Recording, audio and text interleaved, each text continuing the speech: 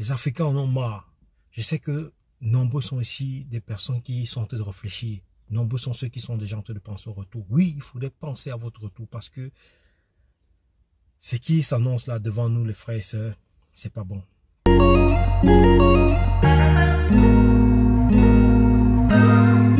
Avant de commencer, abonnez-vous et cliquez aussi sur la petite cloche de notification pour ne plus rater les infos. Waouh, Africains, Africaines. J'espère que vous êtes prêts à rentrer chez vous. Oui, il faut qu'on se dise la vérité. La vidéo que je vais faire là ne va peut-être pas plaire à un grand nombre de personnes, mais il est important qu'on se dise la vérité. Vous savez, il y a de cela quelques jours, la chute du dollar a été signée entre la Russie et la Chine. Il faut rappeler qu'ils ont signé plus de 40 dossiers où ils annoncent plus ou moins dans quelques jours, dans quelques semaines, la chute du dollar. Et il faut rappeler que cette annonce sera officiellement dite en Afrique du Sud pour la conférence qui va se tenir là-bas, où le président Poutine ira en Afrique du Sud pour annoncer définitivement la chute du dollar. En quoi est-ce que cette chute du dollar va impacter dans le monde et notamment en Afrique?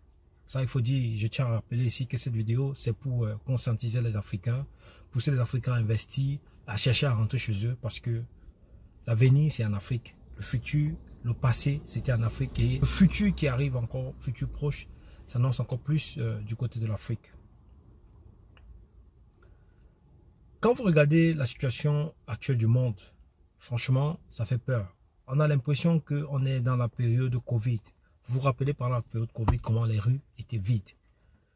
Actuellement, je fais la vidéo dans ma voiture. Si je vous montre autour de moi, vous verrez, il n'y a personne en route. Certes, vous me direz que oui, il y a quelques gouttes de pluie, ok. Il pleut un peu. Mais même si il n'y avait pas cette pluie, je vous avoue, je vous assure que les rues seraient vides. Mais vides à un point où vous avez l'impression que soit ce sont les vacances, ou bien la plupart des personnes sont allées dans un autre pays étranger et que la ville est vide, ou soit c'est une période de pandémie comme pendant la période du Covid-19.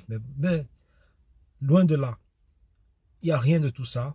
C'est juste que le monde traverse une grosse crise qui impacte énormément sur la vie de tout un chacun.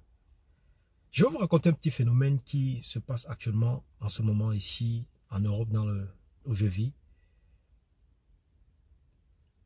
Si je vous dis le nombre de personnes qui reviennent vers moi pour demander des prêts d'argent, c'est impressionnant.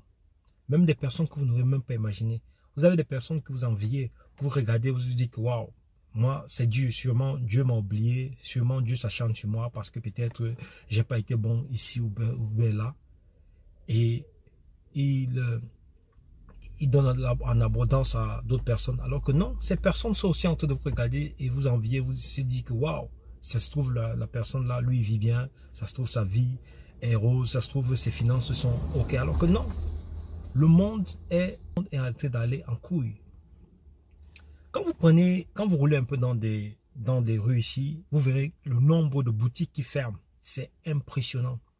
Et la chose la plus marquante, quand je vois ces boutiques fermées, quand vous voyez les gens qui veulent rouvrir dans ces boutiques qui ont fermé, la plupart ce sont des Asiates et les Turcs ou un peu les Africains, voire un peu les Caribéens. C'est impressionnant. Hein? Quand vous savez qu'il y a de cela quelques années, ces boutiques étaient en majorité occupées par les Occidentaux.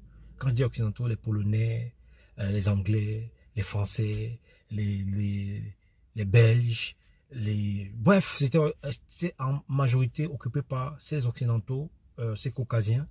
Mais maintenant, la tendance s'inverse. Vous verrez qu'une boutique qui ferme, elle est reprise par un Africain, par un Indien, par un Pakistanais, par un Chinois ou par un Turc.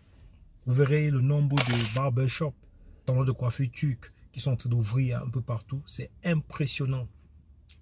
En début de ma vidéo, je parlais de l'impact que la chute du dollar aura dans le monde entier, notamment en Afrique. Il faut savoir que si le dollar chute, c'est même pas si, le dollar est déjà en train de chuter, mais on attend juste l'annonce officielle qui sera faite dans quelques mois en Afrique du Sud par le président Poutine. ça va libérer le monde entier, ça va libérer les Africains. Parce qu'enfin, les Africains pourront discuter d'égal à égal, ou bien pourront échanger, ou bien pourront vendre leurs matières premières à des justes prix. D'où le développement de l'Afrique. Mais aussi pour cela, il faudra qu'on ait derrière ça des dirigeants qui veulent vraiment le changement. Les Africains en ont marre. Je sais que nombreux sont ici des personnes qui sont en train de réfléchir. Nombreux sont ceux qui sont déjà en train de penser au retour. Oui, il faudrait penser à votre retour parce que ce qui s'annonce là devant nous, les frères et sœurs, c'est pas bon. C'est dommage de le dire, mais quand on regarde bien, c'est pas prêt de s'améliorer. Ça va seulement partir de mal en pire. Moi, je discute avec une femme bien placée et qui travaille avec les grands de ce pays, qui m'a dit que au début du mois d'avril, les choses vont augmenter. Oui. Donc, ceux qui regarderont ma vidéo, ceux qui écoutent cette vidéo, vous qui avez un peu de moyens de côté, essayez de vous ravitailler le maximum possible parce que les choses que vous achetez, vous avez eu acheté à l'époque à 2 euros, 2 pounds, vont passer peut-être à 5 voire 6. Oui. Donc, il est important que vous pensiez à vous ravitailler le plus rapidement possible parce que après, ça sera très dur. L'impact aussi du dollar, ce sera la chute de l'Occident. Pendant plus de 2000 ans, ils ont régné en grand maître dans le monde entier, où ils ont tué, où ils ont massacré des peuples, où ils ont tué des présidents qui étaient démocratiquement élus, où ils ont tué des dirigeants qui voulaient le changement de leur peuple parce qu'ils ont voulu mettre leur soi-disant démocratie. Regardez comment le président Sarkozy le dit. Il n'y a pas un peuple plus barbare que le peuple européen, que le peuple caucasien sur la terre. Je vais vous dire une chose. L'Europe, de tous les continents du monde, est le continent le plus brutal où il y a eu les guerres les plus sauvages. C'est pas l'Afrique, c'est pas l'Asie, c'est l'Europe. Et je vais vous dire autre chose. C'est pas au Moyen-Âge, c'est au XXe siècle. Mais comme Dieu est Dieu, il a en tout fait changer les choses. Et des prophètes sont venus pour nous annoncer cette bonne nouvelle, notamment le prophète Omotunde, le professeur M. Badakandi, Kemi Seba, Nathalie Niam, que ce soit notre frère Moukassa. Il y a tellement de personnes qui œuvrent pour que ce changement qu'on est en train de voir s'effectuer sur nos yeux se mette en place. Il y a tellement, je ne peux pas tous les citer ici, mais je tiens à vous remercier pour le travail que vous avez abattu. Parce que c'est le travail que vous avez eu à battre petit à petit qui fait en sorte que la libération du peuple noir, du peuple africain est en route. L'Afrique a besoin de personnes qui pensent positivement, qui feront tout pour que nous nous relevons. Et je sais que ça va être dur. Ça va être très dur. Donc, j'aimerais que vous pensiez déjà à tout. Soyez prêts à pouvoir porter vos bagages, à rentrer. Je me rappelle, je discutais encore avec mes frères il y a quelques jours. Et on se disait qu'il est peut-être temps de commencer à envoyer vos choses. Les choses qui vous sont précieuses ici. Essayez de les envoyer en Afrique parce que d'ici peu, ça va être très difficile ici. Est-ce que vous aurez encore les moyens de pouvoir transporter toutes vos choses-là et envoyer dans vos pays d'origine? C'est pas sûr. Donc, le moment de le faire, c'est encore peut-être maintenant. Essayez d'envoyer les choses les plus précieuses, quelques habits, quelque chose. Bref, si vous avez de la famille, ou vous savez que vous pouvez parquer certains de vos effets qui vous sont chers, vous parquez là-bas. Et pour que si demain vous êtes amené à partir, parce qu'on peut être amené à partir, oui, parce que la situation du monde telle qu'elle est en train d'aller là, tout peut arriver. Et il faut être prêt à pouvoir se lever et partir. Souvent, les gens se permettent de rester parce qu'ils voient comment est-ce qu'ils vont laisser tous leurs biens, habits, chaussures, qu'ils ont laissé là, et voilà, les télés et autres. Or, pour ceux qui étaient un peu éclairés, qui lisent un peu comment est-ce que le monde est en train d'aller, ils avaient déjà anticipé. Et je connais tellement de personnes qui ont anticipé sur ce qui est en train de vouloir arriver. Il est important. Je tiens aussi ici à souligner, à parler de quelque chose. Regardez une petite conférence qui s'est passée dans un pays que je saurais énumérer ici parce que je ne connais pas. Il n'y a aucune source qui montre où ça s'est passé. Sub-Saharan Africa has been fundamental to the global prosperity of the advanced countries. Okay? And Africa had a role to play. It has a role as a raw material producer. We will not allow Sub-Saharan Africa to escape that.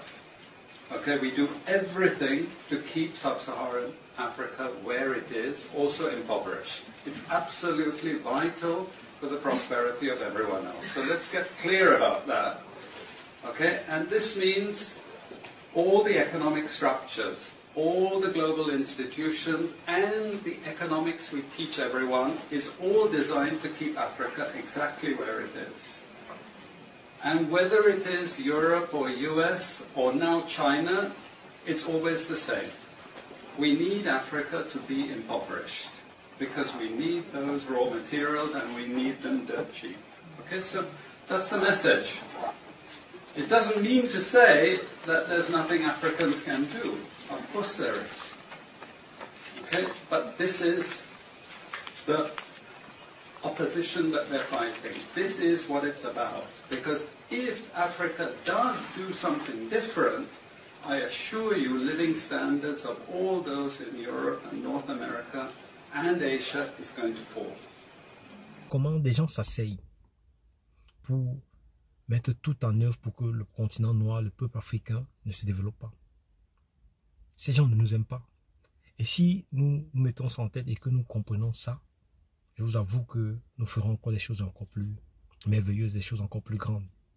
Ils s'asseyent pour parler, pour dire qu'il faut tout mettre en œuvre pour que le peuple africain ne se développe pas. Et je tiens à vous rappeler ici que c'est toutes les personnes à la peau blanche qui se sont assises pour penser comme ça.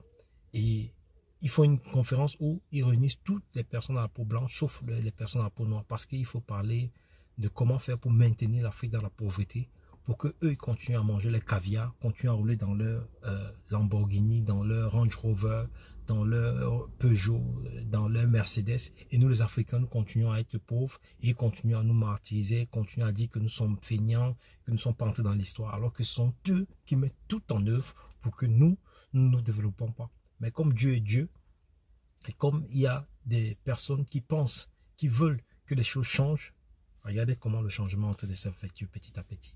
Le monde est en ébullition. Depuis que l'Afrique était endormie, quand l'Afrique était endormie, quand les Africains n'étaient pas conscients du pouvoir qu'ils ont, de la puissance que le vrai Dieu leur a donné, on avait l'impression que le monde était parfait d'un côté, notamment du côté de l'Occident. Mais depuis que les Africains ouvrent les yeux et lèvent la tête, regardez comment le monde est en ébullition.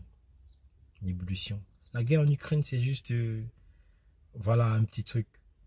C'est rien comparé à ce qui est en train de se passer en Afrique. Comment ils sont en train de voir, comment ils sont en train de perdre le continent africain, perdre les colonies qu'ils avaient. Et leur totem, qui est la France, est encore plus en ébullition. Y a-t-il encore un jour qui passe sans que on vous dit que la France et les Français sont en grève? Y a-t-il un seul jour qui passe sans qu'on vous dise qu'il y a les Français sont dehors pour revendiquer, pour annuler? Parce que c'était le totem de l'Afrique. Et vu que les Africains sont en train de couper la queue petit à petit avant d'arriver définitivement à la tête qui sera le franc CFA et la fin des bases militaires en Afrique, regardez tout ce qui se passe.